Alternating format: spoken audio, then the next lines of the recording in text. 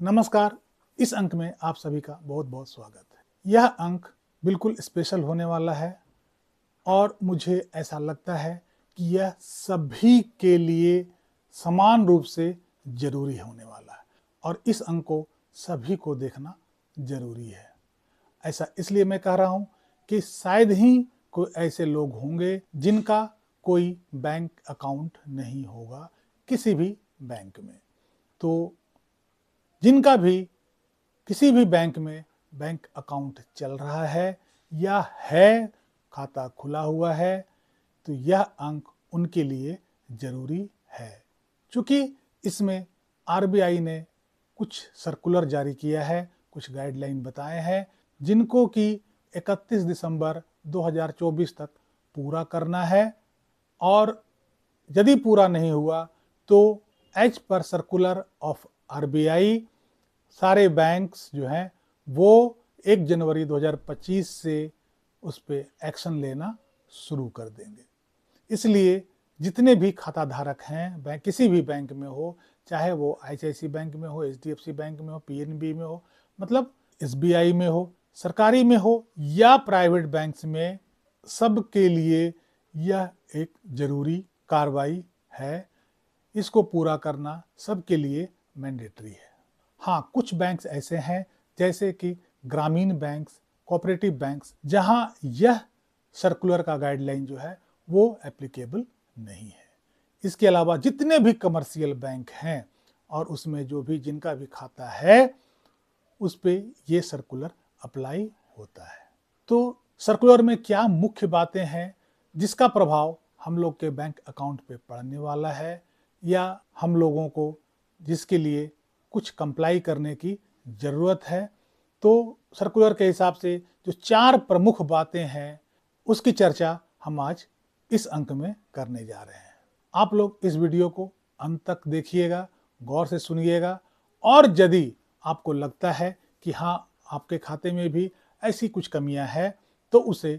समय रहते पूरा कर लीजिएगा। तो इस सर्कुलर के हिसाब से पहला जो गाइडलाइन है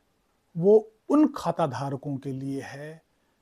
उन खातों के लिए है जिसमें पिछले 1 साल से कोई ट्रांजैक्शन नहीं हुआ है। मतलब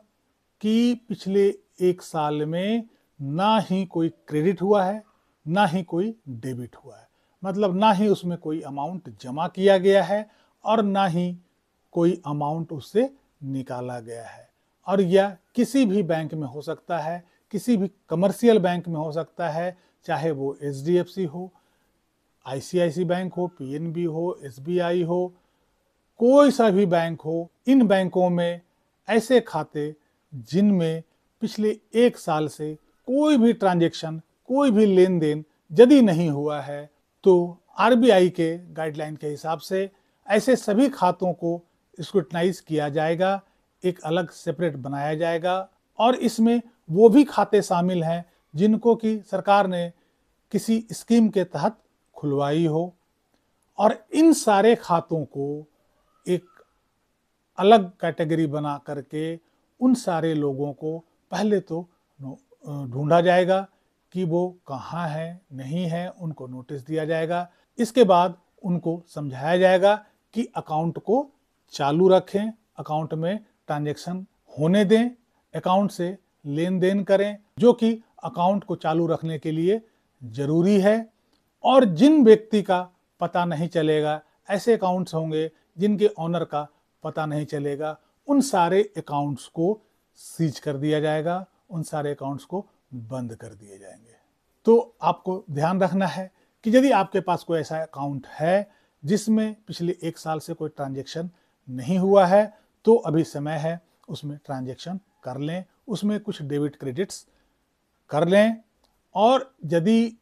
अभी भी 31 दिसंबर 2024 तक का समय है, उसमें कुछ अमाउंट्स डाल दें और कुछ अमाउंट उससे निकाल लें ताकि खाता जो है आपका बैंक अकाउंट मेंटेन रहे और इस कैटेगरी में फॉल नहीं करे। इस सर्कुलर का दूसरा जो महत्वपूर्ण बात यह है कि यदि आपके अकाउंट में कोई एरर है, मतलब कोई गलती है, जैसे किसी अकाउंट में कोई डॉक्यूमेंट जमा नहीं है, किसी अकाउंट में किसी कागजात की कमी है, किसी अकाउंट में बैंक ने कोई डॉक्यूमेंट मांगा हो, आपने जमा नहीं कराया हो, किसी अकाउंट में किसी भी तरह का कोई भी कमी हो, और जिस कमी के लिए बैंक आपको बार बार इन्फॉर्म कर रहा है, लेकिन आप उस कमी को पूरा नहीं कर पा रहे हैं, या यदि कोई कागज कम है तो उसको आप जमा नहीं कर पा रहे हैं, ऐसे सारे अकाउंट्स को बैंक सेग्रीगेट करेगी, बिल्कुल स्क्रूटनाइज करेगी और आपको एक आध मौका और देगी कि ये कागज इस समय तक जमा करा दें, या हो सके तो आप 31 दिसंबर 2024 तक ये सारे कागजात जो आपके अकाउंट में जो कमी है उसको पूरा कर लें। अदरवाइज बैंक इन सारे अकाउंट्स को फ्रीज कर देगी, सीज कर देगी। इसलिए 31 दिसंबर 2024 तक का आपके पास ये समय है कि आपके अकाउंट में, चाहे वो करेंट अकाउंट हो या वो सेविंग अकाउंट हो, किसी भी कमर्शियल बैंक में हो, तो आप वहां जा करके इन सारी कमियों को दूर कर दें। उसमें कोई भी डॉक्यूमेंट यदि बैंक मांग रहा हो और आप अभी तक नहीं दिए हैं, तो ऐसे डॉक्यूमेंट्स को बैंक में डिपॉजिट कर दें ताकि आपका अकाउंट फ्रीज होने से बच जाए। तो आपके पास 31 दिसंबर तक ये काम करना है कि जो भी कमियां हैं आपके अकाउंट में और जिसके लिए बैंक बार बार आपको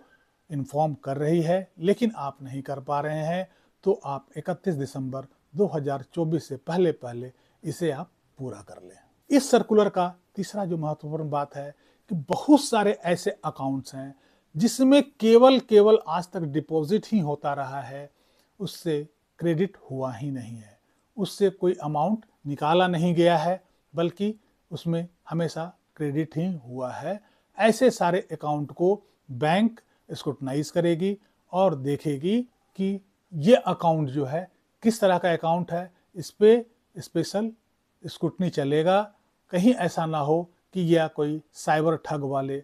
लोगों का अकाउंट हो, और इसी साइबर ठग से बचने के लिए, इसी साइबर क्राइम के चंगुल से बचने के लिए ऐसे अकाउंट को स्क्रूटनाइज किया जाएगा। और यदि पाया जाता है कि ऐसे यह अकाउंट जो है वो सस्पिशियस है, तो ऐसे अकाउंट को भी फ्रीज किया जाएगा और बंद किया जाएगा। यह स्पेशली साइबर क्राइम से बचने के लिए, साइबर क्राइम को रोकने के उद्देश्य से ऐसा किया जा रहा है।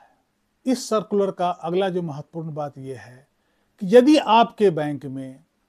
किसी बैंक द्वारा या साइबर सेल द्वारा कंप्लेंट किए जाने पर उस अकाउंट में कोई लियन लगा हुआ है या कोई अमाउंट फ्रीज किया हुआ है, उससे यह संबंधित है। मान लीजिए आपके अकाउंट से कोई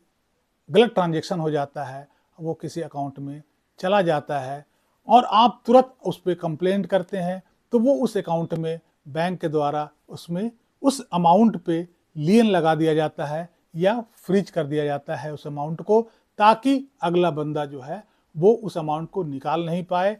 क्योंकि यह एक सस्पिशियस ट्रांजैक्शन है और गलती से किया हुआ ट्रांजैक्शन है। और जब तक इस पे आरबीआई का कोई सॉल्यूशन नहीं आता है, इस पे कोई सॉल्यूशन नहीं बनता है, तब तक उस अमाउंट को